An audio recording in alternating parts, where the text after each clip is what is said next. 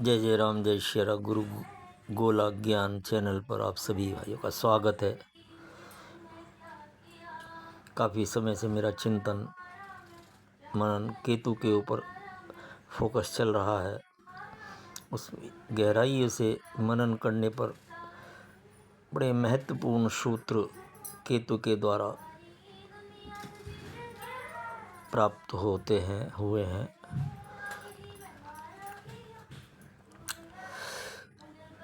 केतु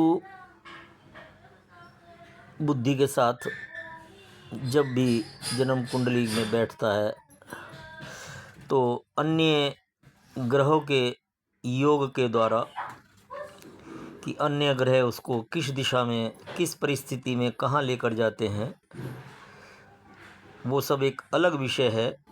लेकिन बुध के साथ केतु का बैठना, बुध और केतु की युति का होना, उस दिशा में मानव अपनी बुद्धि को लगाकर जीवन में आगे बढ़ता है। बुध की अपनी राशि मिथुन और कन्या है। इन दोनों में जब भी ये बुध महाराज विराजमान होते हैं तो इनकी ताकत अपना घर अपनी राशि होने के कारण अधिक बलवाती हो जाती है। और जिस ग्रह के साथ भी केतु का मिलन होता है उस ग्रह की गुणवत्ता को कई हजार गुना वृद्धि कर देता है। अब बुध के साथ केतु अलग अलग दिशा में, अलग अलग रूप में अपनी प्रगति को, बुद्धि की व्याख्या को, बुद्धि के परिणाम को जीवन में उतारता है। अब यदि आप देखें कि अब्दुल कलाम साहब बुध और केतु एक साथ बैठे हैं तो उनकी बुद्धि शस्त्रों के निर्माण में, परमाणु क्षेत्र में किस कदर आगे चली जाती है। उन्होंने परमाणु शस्त्रों का निर्माण कर दिया। श्रीमान प्रधानमंत्री नरेंद्र मोदी के बुध के साथ केतु कन्या राशि में विराजमान है तो उनकी बुद्धि की तीव्रता, दूरदर्शिता राजनीति के पटल पर आप देख रहे हैं। यही बुध और ग्रहों के माध्यम से अलग दिशाओं में ले जाता है।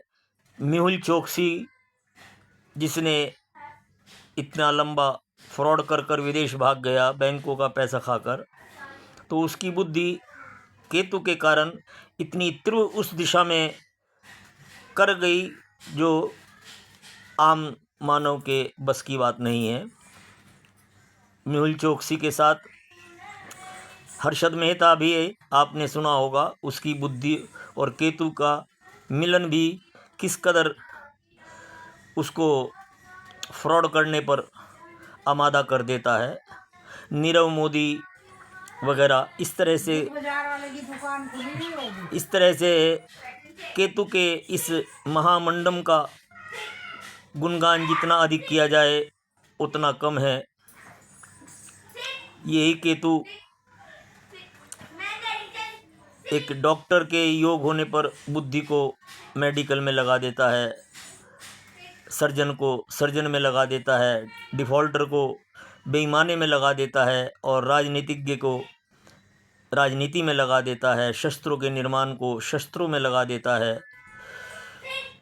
और गुरु ज्ञान के दिशा में यदि वो जन्म कुंडली का मुख्य रूप से झुकाव है तो गुरु के ज्ञान में ये केतु उस बुद्धि को लगा देता है।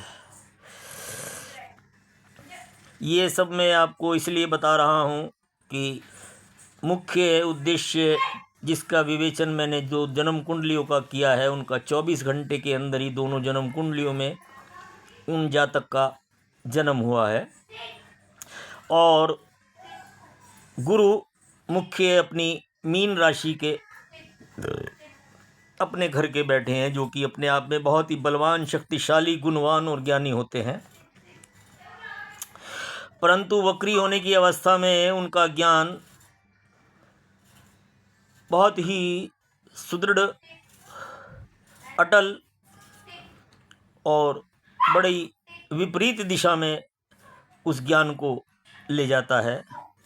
जो अपने असूल से उस ज्ञान की व्याख्या करते हैं, अपने नियमों से वो ज्ञान को, सनातन को आकलन करते हैं। अब उसमें बुद्धि का क्या महत्व है कि दोनों जन्म कुंडलियों में बुध के साथ केतु बैठा है और गुरु जो विराजमान है मीन राशि के अंदर, वो जो है रेवती नक्षत्र में विराजमान है, जिसका स्वामी बुध है। बुध स्वयं केतु के साथ बैठा है, लेकिन मघा नक्षत्र के अंदर। मघा नक्षत्र का स्वामी केतु है और केतु बुद्धि को किस कदर तीव्र बना देता है। ज्ञान की खोज में वो समस्त ज्ञान सनातन का उधेड़ बुन बुद्धि के अंदर घुस जाती है और बुद्धि उस ज्ञान और सनातन की खोज में अथाह रसातल तक चली जाती है और स्वयं सनातन की व्याख्या करने में अपने आप को पारंगत हो जाते हैं। वो कलयुग के वेद व्यास जी बन जाते हैं और हमारे पौराणिक शास्त्रों को, वेदों को, पुराणों को धत्ता बताकर अपने तरीके से सनातन की व्याख्या करते हैं। ये बुध और केतु का जो मिलन है, ये बुद्धि की तीव्रता किस दिशा में ले जाता है अलग अलग क्षेत्रों में, उसका ये एक उदाहरण मैंने 2 जन्म कुंडलियाँ जो 24 घंटे के अंदर सन 1951 के अंदर इनका जन्म हुआ है और दोनों हस्तियां जानी पहचानी और नामी हैं, जिनका नाम महंत रामपाल जी और पाखंड उन्मूलन का संयोजक श्याम मानव। ये दोनों महामानव अपने आप में बहुत ही ज्ञानी, दूरदर्शी और कलयुग के वेद व्यास जी हैं, जो सनातन की व्याख्या अपने तरीके से करते हैं। मेरा उद्देश्य केवल जन्म कुंडलियों में ग्रहों की परिस्थितियों को आकलन कर व्याख्या करना है। मैं किसी की आलोचना या निंदा करना नहीं है। आप कितने मेरी बात से सहमत हैं, इसके लिए मुझे अवश्य बताइए। कहीं मेरी त्रुटि हो तो उसका बोध कराइए। बाकी जय श्री राम, जय जय राम।